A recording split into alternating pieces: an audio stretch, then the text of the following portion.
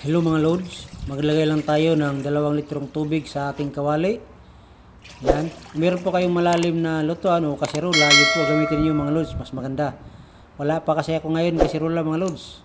So naglagay na ako ng sibuyas, luya, tanglad, star anise. Ayan, lagay rin ako ng celery, onion flakes, pamintang buo. Mga 1 teaspoon lang yan mga loads. Patis, 2 teaspoon lang yan mga loads. Pwede rin po kayo maglagay ng chicken powder mga loads or chicken cubes. At nagdagdag rin tayo ng laurel mga loads, bay leaf. At tatakpan lang natin hanggang kumulo. Ayan. So kumulo na mga loads, ilagay na natin ang ating isang buong manok. Nasa 1 kilo mahigit po yan mga loads. Pakuluan lang po natin siya ng 30 minutes by mga loads. 30 minutes. Pero baliktarin natin siya mga loads 15-15 para pantay po yung pagkakaluto niya. Kasi yung ibabaw po hindi po yan na ng boiling water po. Yan, takpan natin after 15 minutes, baliktarin natin mga loads.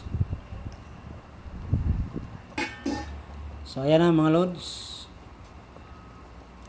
After 15 minutes, baliktarin na natin para maganda yung pagkakaluto niya.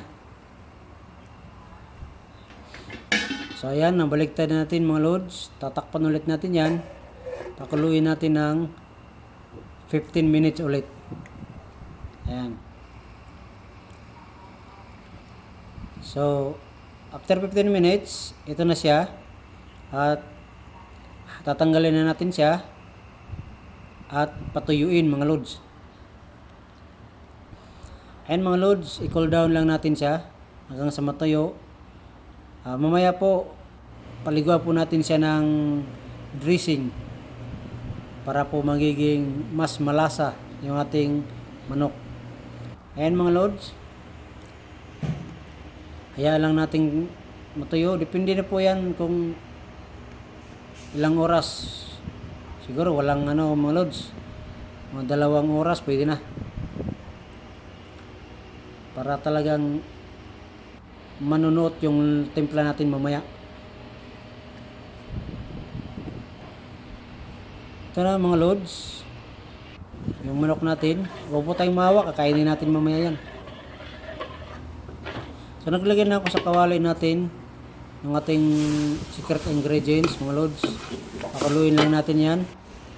Hayaan nyo, gagawa tayo ng ibang video mga loads. Tutorial video naman yun tungkol dito sa niluto natin. So ito muna ang gawin natin mga loads. Dito muna tayo sa ating special fried chicken. Ipapakita ko po muna sa inyo kung paano lutuin.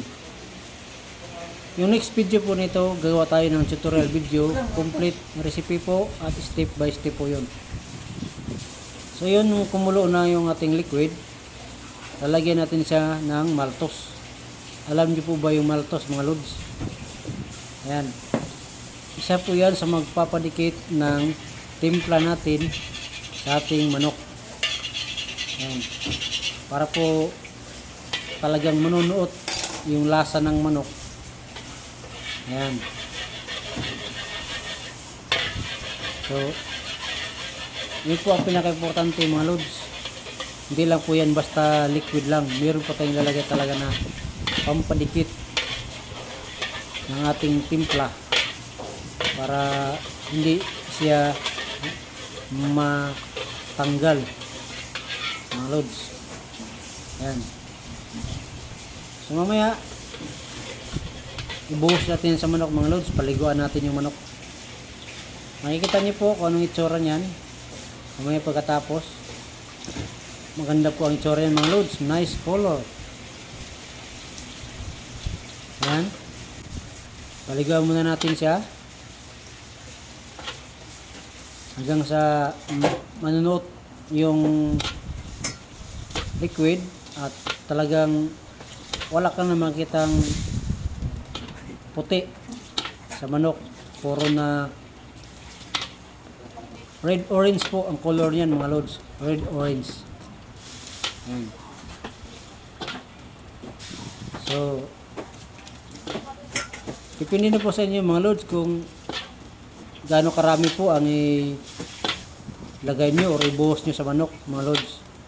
Pero mas maganda, dami-damihan po ng pagbuhos para talagang yung kulay niya is talagang napakaganda at napakalasa ng manok mga lods. Pagkatapos po niyang paliguan mga lods, patuyuin po natin yan. Pagkatapos niyan, pag matuyo na yung mamaya, ipiprito natin yan mga lods. Yan po ang ating special fried chicken mga lods. Ayan, ihanger ulit natin para mas mabilis yung kumulo. So natuyo na siya mga lods ngayon. Bago natin siya iprito o ilugmig sa mantiga, buhusan muna natin siya ng mainit na mantiga mga lods. Para mas maganda po siya mamaya. Giging malutong po yung ating balat ng manok. So yung ating fried chicken. Ayan, matapos natin buhusan ng loob. Iglog natin sa mantika. Baliktaran ko yung loob. Libre naman din. Baliktaran po natin yan para mas maganda yung pagkaluto niya mga lods. So ang pinaka paborito natin sa lahat is ito na mga lods. Nakita niyo yung itsura mga lods. So ikima na. Charap. Bye mga lods.